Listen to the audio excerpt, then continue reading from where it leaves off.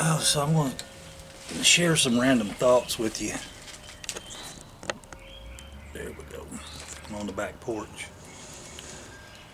I've got a rat, a little booger. It's about the size of my fist, and I've got a bird feeder out here, and he's.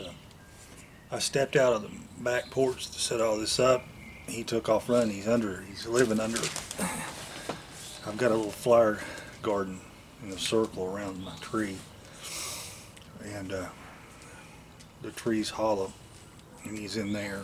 I saw him the other night, and see, I've got squirrels and everything, so I've got to be real careful, and because I don't want to use a rat trap on him, because I'll kill my squirrels. So I've got my little pellet pistol here. And I tell you what, I've had more fun with this gun. It's a Beeman P17, and I've got a little red dot scope on this sucker. And I tell you what, with the right pellets, you get about 475 feet per second, and it's just a joy to shoot. I got these to practice with because ammunition is expensive, and I can sit here in my backyard and clink cans and stuff. But this will do the trick on one a little small, like a rat or something. And so I've got it. If that son of a gun sneaks back over to the, I'll show you. There's my bird feeder, and he is hiding in that hole underneath that tree right there. That's where he ran to. So I'm waiting. I'm waiting on him to come back out. But anyway, a couple things. I'm going to post on this video. I went and retrieved a trail camera I have. It's just right outside the park. It's like you got a ridge line. At the top of the ridge line, you go down the ridge, and then there's the park. So it's right off the park, and so I can get bear and deer and other things. It's where I captured a picture of a mountain lion, and the Park Service rangers told a fellow that showed them the picture, said, well, that's transient mountain lion going between probably the Carolinas and Kentucky. And I thought to myself, well, that's interesting. I bet he doesn't care, transient or resident, if he comes across a small child and he's hungry. I don't think his residency status in the state of Tennessee is going to make much of a difference. It just blows my mind. So here come the doves. They just came back in. They're eating. If you heard them. It's a regular wildlife farm back here in my backyard, and there's a redbird. But I got some good pictures. There was a deer that had set up a scrape and a rub at this area, and so he's in there. He's a pretty good little buck, and he's in there, and he's able to pull in several does, and you'll see that. Couple bears and one big monster bruin. Oh, I mean, he's a big one, big black bear, and it's really good because I got a real good picture of him looking down the hill. The camera's on like a hog's back in a low place, and it's just, there's deer traffic, bear traffic. I've captured pictures of hogs here, like I said, the mountain lion, and I thought you'd find that interesting, and I'm going to post that. My good friend Steve, he's been reading some of Bobbie Short's Sasquatch kill stories, and it's funny. At the time that she was writing all this, I didn't know her, and she's always been Sasquatch's, a corporal being. It's just like me and you. It doesn't have any special abilities. And me and her used to butt heads pretty hard. And when we became friends and started talking, because it's like, Bobbie, I love you, but I've seen it happen. I've experienced these things, and and she trusted me. She knew I wasn't a liar, and I wasn't making it up. And I said, so, we're gonna have to talk this through. And I, I can't speak for Bobbie. Bobbie's passed on, but I can confidently say she was open-minded enough to listen to me, and she trusted that I was telling her the truth. She knew I was telling her the truth, and I had some pictures of some crazy-looking things, and she kind of, I'm not going to say she changed her mind, but I would like to think that her mind opened to some, that she was not so dogmatic about them, being, just 100% flesh and blood, and with nothing odd or unusual, supernatural. And that's why I enjoyed our friendship, because she challenged me, and I'd like to think I challenged her a little bit. But to go to the supernatural side of things, with people who have researched them like I have, and like I said, I don't do it anymore. We had the DNA study. We did what we set out to do. Our goal was to scientifically prove they exist. We did it, and I'm done with it. Yes, I got involved in it. Yes, it's all, there's really no way to pull back out of this once you're in it. But as far as researching, there's nothing left for me to do. Research, there really isn't. And so that's a long babble back around to say, it was really quiet. Now I'm going to get dogs barking and everything, but what's new? Back around to say that they're, lost the train of thought. Hang on, let me get the train back on.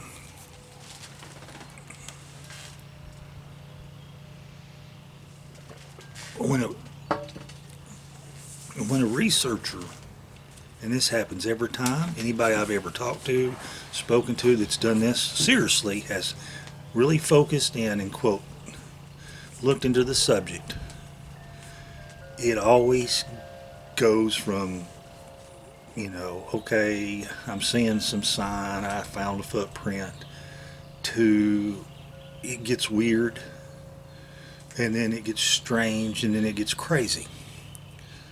So if you're seriously looking into this, that is the pathway it goes. And then things begin to happen to you and around you that you can't explain, that don't fit in the, quote, normal box.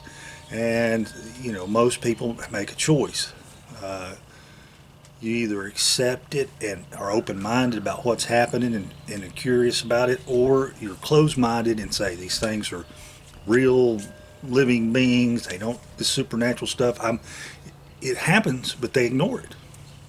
And that's kind of where we are today. You still have those who just ignore it. They refuse to accept what they see. They will not believe their lying eyes. And so, and that at the end of the day, there's where we're at. And, this, it's a difficult subject. It is, because they can do things that, even my own family thinks I'm a lunatic sometimes. But it's the way it is. I can't unsee what I've seen. I can't unexperience what I've experienced. I can't deny what I know. And so, I just tell people the truth, and if they don't like it, lump it. Doesn't bother me anymore. The older I get, the more I don't care what people think of me or what I say or anything else. So, but just wanted to kind of ramble a little bit about that. I think, what Steve's doing is really good, and wish he'd come along about 7 or 8 years ago when we were in the middle of the battle with the with the DNA study. But he came along when he came along, and timing, it's all going to work out. And as we push through the backside of this COVID crap and get things back to normal, hopefully we can get back on track on a lot of these things that that I've been working on. I know he's been working on, and I'm partnered with other people to bring everybody educational material, truth, the truth about what's going on, what we know. There are no experts, and what we know only scratches the surface, but share what we do know and help inform people and help people. My goal in all this is to help people who've had their lives disrupted or changed, in a bad way because of these things or other things. I mean, there's UFO stuff, there's, dogman stuff, there's orbs, all this crazy stuff, goes with the Sasquatch topic. Sasquatch is like, your gateway drug to the whole crazy thing. And just to let people know you're not crazy. No, you saw what you saw. They are real. They do exist, and you're not the only one who's witnessed them. And try to bring this more mainstream, so to speak, as in that people are aware they exist and can be emotionally prepared if they have an encounter. The problem is people aren't told they exist, and when they do encounter them, they're just not prepared. If all their life, just like with bears or mountain lions or sharks or anything else, if you knew they existed, if you'd seen film of them or you'd been taught about them, then when you see one, there's not going to be the shock and awe and the PTSD that all that goes along with seeing something like this.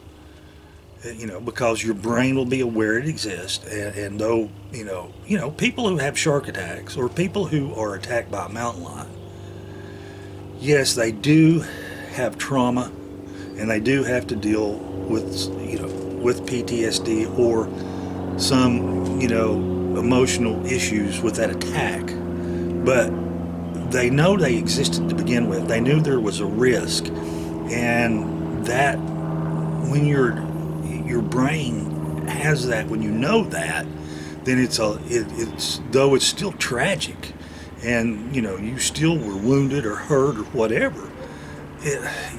You don't have. It's easier to recover, and it's gives you a starting point of understanding, so that you're just not totally lost. You're just not totally bewildered. And if someone gets attacked by a mountain lion, and they have the bite wounds, and they tell people I got attacked by a mountain lion, they can vent. They can tell people of their event, and people are understanding. When someone has a experience with a Sasquatch or a dog man or some of these other things, and they're hurt or they're damaged by them, or they're just the shock of seeing them, they unfortunately have to deal with the scoffing and the unbelief, and then they don't have that support. They don't have that emotional support to be able to tell someone else, this is my experience and what happened to me.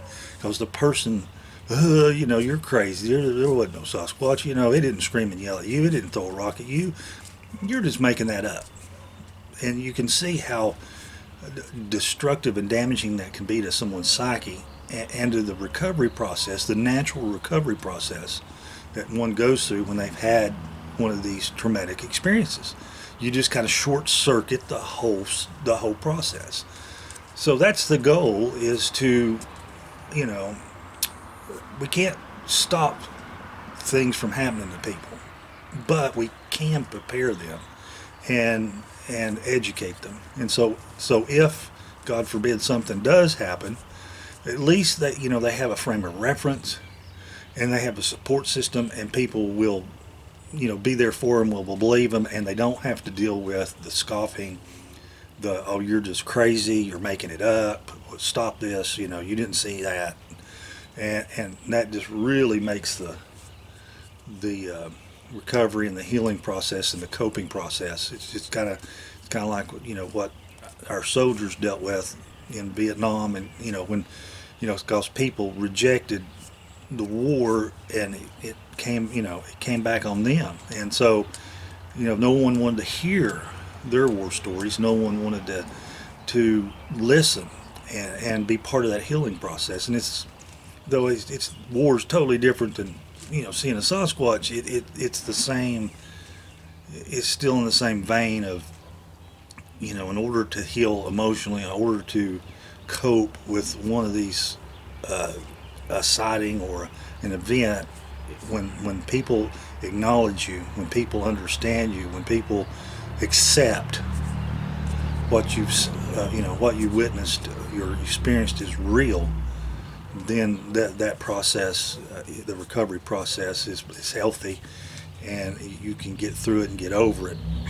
Some people, they hang, because of this, they hang on to these events their whole life. They won't go into the woods, they won't go camping, they won't go hunting, and it totally alters,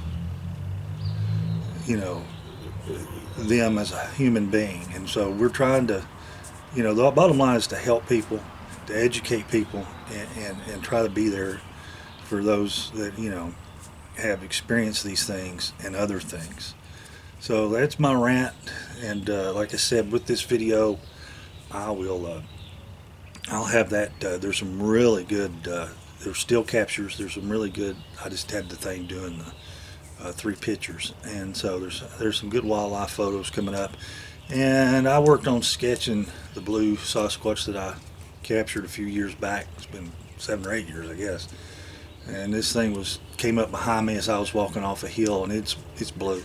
It's just blue. There's no other way to, it's blue. And so, what do you do with the blue Sasquatch? You post a picture and let everybody lose their minds over it. But it's blue and white. I really worked on it, running it through filters and color filters, and trying to enhance the colors and all that. And it was very interesting. It's blue, and then with some white highlights in its hair. It could be the sun, actually, because the sun was behind it, shining on the top of it, its head. And it's really kind of grotesque. It's almost the Hunchman of Notre Dame, or the Hunchback of Notre Dame look. It's got this big bulbous nose, and it's got overhanging lip, and it looks kind of dumb. It looks like it has some sort of syndrome. And don't write me no emails and blah blah blah. It looks like it has, not Down syndrome, but it looks like it has some issues, genetic issues. And but the interesting thing was, it brought out the red in the lip, or the tongue was out. Either had his tongue out, or you could see his bottom lip. And I was able to get that. That was interesting. That running it through some of the filters, I was able to get that color red, or pink, of a bottom lip to come out. So that was pretty interesting. So I just did a electronic sketch on that, and I may throw that in there just so people have something to scoff at. So you guys be careful out there, and I hope you enjoy the video.